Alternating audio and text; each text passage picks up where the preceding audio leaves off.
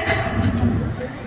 ராமேஸ்வரம் மீனவர்கள், இலங்கை தமிழர்கள், டெல்டா விவசாயிகள், நீட் பரீட்சையால மாணவர்கள் அத்தனை பேரையும் அழிச்சிட்டு வந்த காங்கிரஸ் கூட வச்சுக்கிட்டு இருக்காங்க. ஆனா அந்த காங்கிரஸால தமிழனுக்கும் தமிழ்நாட்டுக்கும் ஒரு பிரயோஜனம் இல்லை. ஆனா அவனை நம்பி திமுக கூட்டணியில வச்சிருக்கு.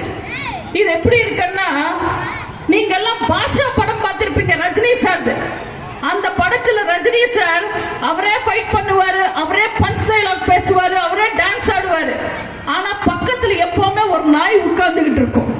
அந்த நாய் எதுக்கு உட்கார்ந்துகிட்டு இருக்குன்னு கடைசி வரைக்கும் யாருக்குமே தெரியாது. அதே மாதிரிதான் காங்கிரஸ் திமுக கூட இருக்கு.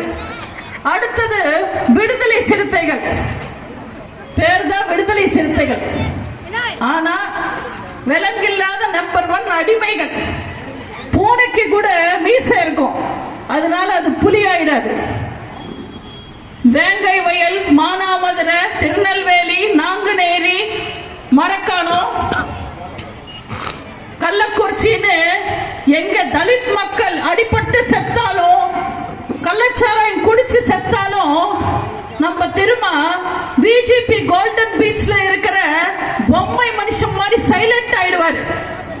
ஆனா ஈரான்ல குண்டு போட்டாலோ, உக்ரைன்ல போர் ஆரம்பிச்சாலோ உடனே கொந்தளிச்சுக்கிட்டு வைலண்ட் ஆயிடுவாரு. இவர் என்ன அரசியல் பண்றாருன்றது திருமாவுக்கும் தெரியாது, திருமாவை சுத்தி இருக்கிற மக்களுக்கும் தெரியாது.